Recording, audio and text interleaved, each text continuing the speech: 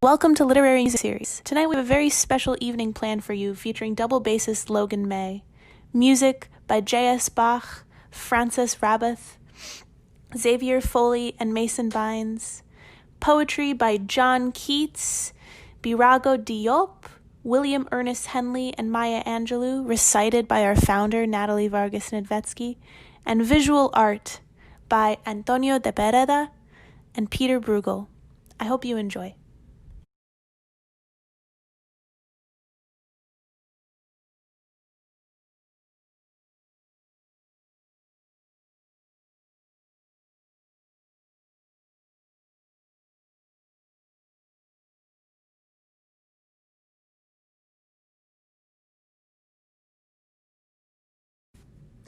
A thing of beauty is a joy forever.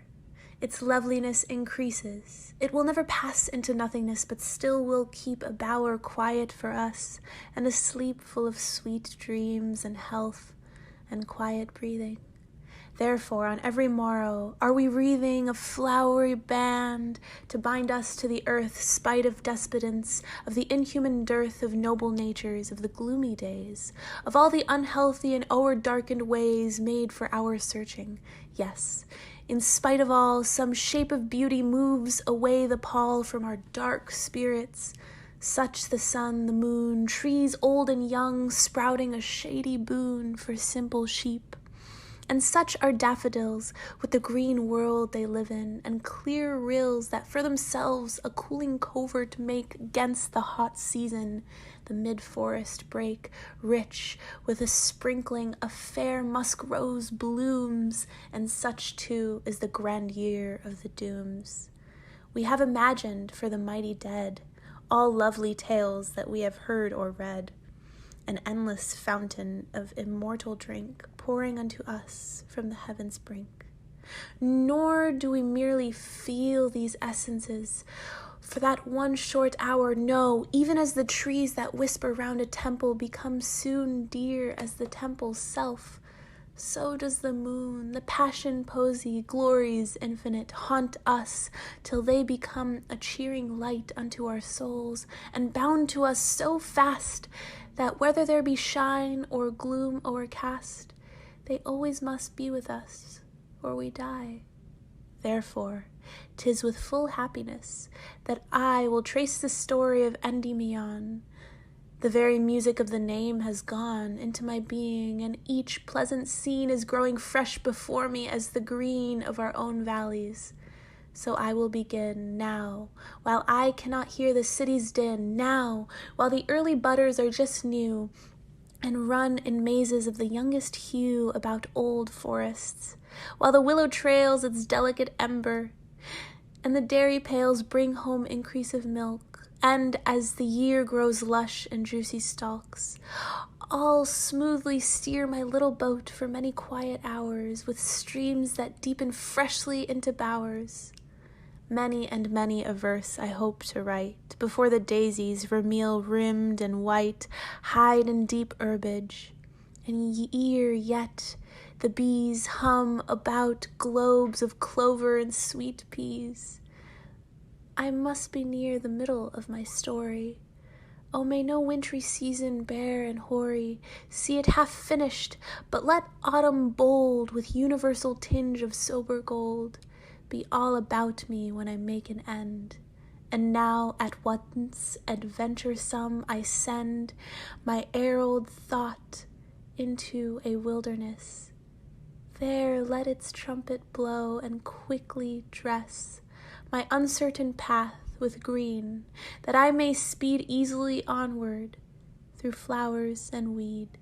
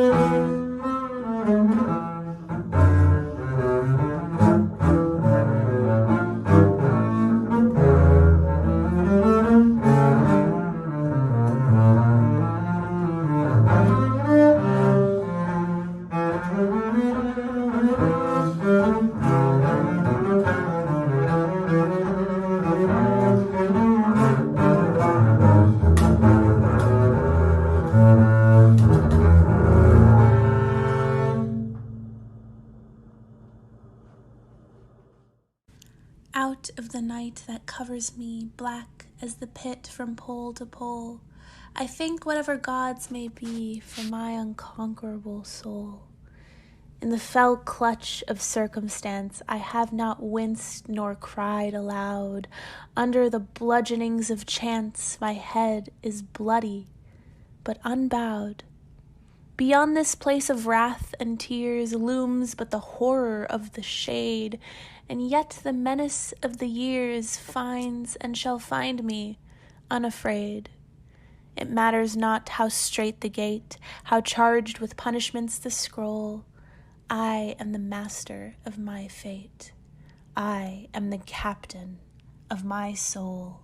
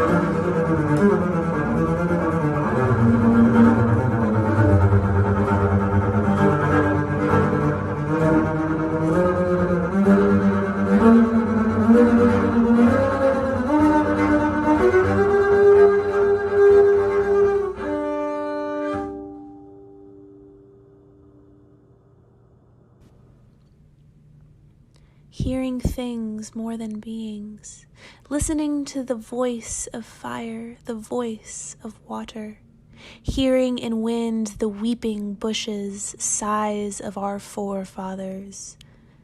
The dead are never gone. They are in the shadows. The dead are not in earth. They're in the rustling tree, the groaning wood, water that runs, water that sleeps. They're in the hut, in the crowd. The dead are not dead.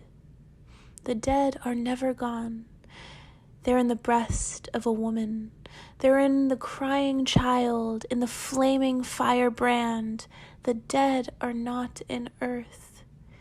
They're in the dying fire, the weeping grasses, whimpering rocks. They're in the forest. They're in the house. The dead are not dead.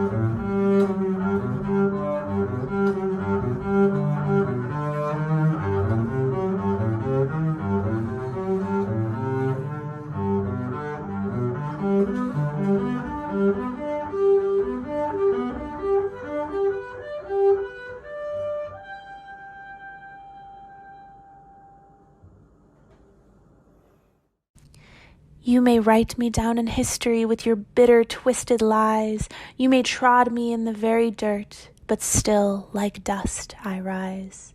Does my sassiness upset you? Why are you beset with gloom?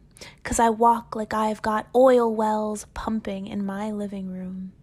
Just like moons and like suns with the certainty of tides, just like hope's spring high, still I rise.